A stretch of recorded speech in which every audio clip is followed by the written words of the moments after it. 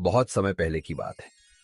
एक गांव था, सुनहरीपुर, जहां एक जमाना था जब किसान खुशहाल थे और खेतों में सोना उगता था। लेकिन आजकल हालात बदल चुके थे।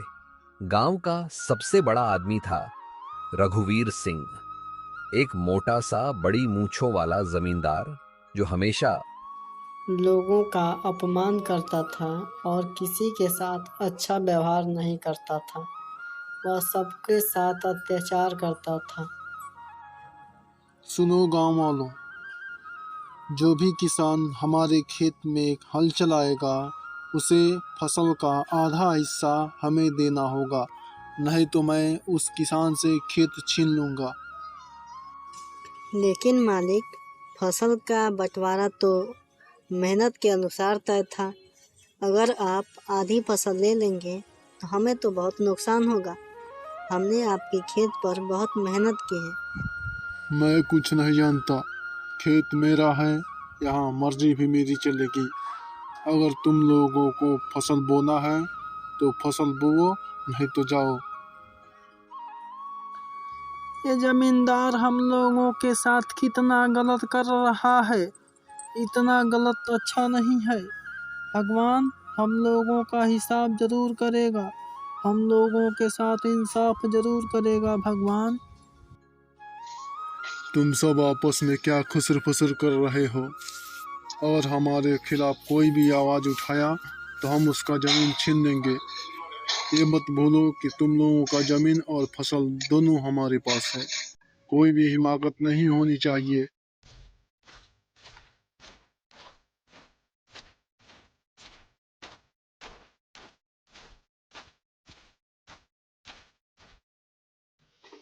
काका, देखो ना, जमींदार हम लोगों के साथ कितना गलत कर रहा है।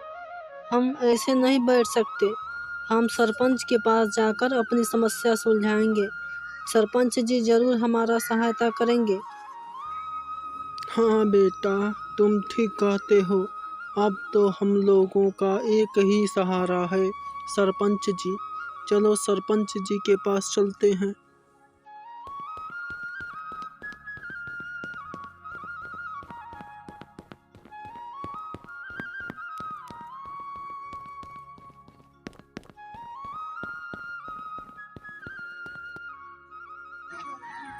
सरपंच जी, गांव के जमींदार ने अपने खेत के बदले आधा फसल हमसे लेना चाहता है, जबकि उसने कहा था कि फसल का बंटवारा मेहनत के अनुसार होगा।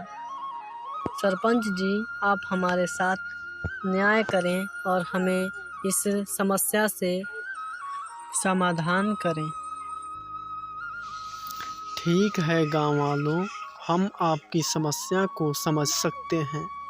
आपने जो मेहनत किया है उसी के अनुसार ही तुम्हें फसल मिलेगा। तुम चिंता मत करो। हम तुम्हें जमींदार के अत्याचार से ज़रूर छुटकारा दिलाएंगे। तुमने जो मेहनत किया है उसी के अनुसार तुम्हें फसल मिलेगा। हम अभी जमींदार के पास चलते हैं।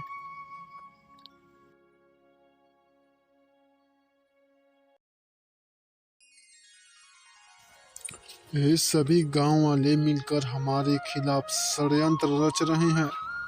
मैं तो इन्हें बाद में बताऊंगा। जमींदार साहेब, हमने सुना है कि आप किसानों से उनका आधा फसल मांग रहे हो। ये कहाँ का न्याय है? आपने जो वादा किया था उसी के अनुसार काम करिए, तभी ठीक रहेगा।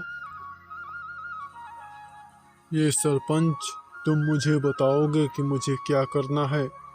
यहाँ मेरी मर्जी है, मेरा जमीन है, मैं जैसा चाहूँ वैसा करूँगा। तुम मुझे नसीहत मत दिया करो, समझे? जमींदार साहब, आप भूल रहे हैं कि देश आज़ाद हो चुका है और यहाँ आपकी मर्जी नहीं, सरकार की मर्जी चलेगी, संविधान की मर्जी चलेगी। अगर यह बात सरकार को पता चल गई कि आप किसानों के साथ अत्याचार कर रहे हैं, उनका हक मारने का काम कर रहे हैं, तो ना आपकी जमींदारी रहेगी और ना ही आप, समझ गए? सरपंच, तुम मुझे डराने की कोशिश कर रहे हो। मैं किसी से डरने वाला नहीं हूँ। ठीक है, अगर ये किसान इतना ही विनती कर रहे हैं तो हम इनके अनुसार फसल बांटने के लिए तैयार हूँ। मैं इन्हें इनके मेहनत का फसल दूंगा। काका, अब हमें अपनी मेहनत का हक मिलेगा। हमारा मेहनत अब हमारे रगों में खून बनकर दौड़ेगा। हमने जितना मेहनत किया, हमें उसका हक मिलना ही था, इसलिए हम मेहनत करते रहेंगे। गांव वालों, हमें अपनी परेशानी को मिलकर सॉल्व करना चाहिए। हम मिलकर किसी भी बड़े काम को आसानी से कर सकते हैं। कभी कभी हमें संघर्ष करना पड़ता है। परेशानी कितना भी बड़ी हो, हमें उससे हार नहीं मानना चाहिए। हमें उसका पूरे हिम्मत से लड़कर सामना करना चाहिए और अंत में विजय संघर्ष की ही होती है। जय हिंद।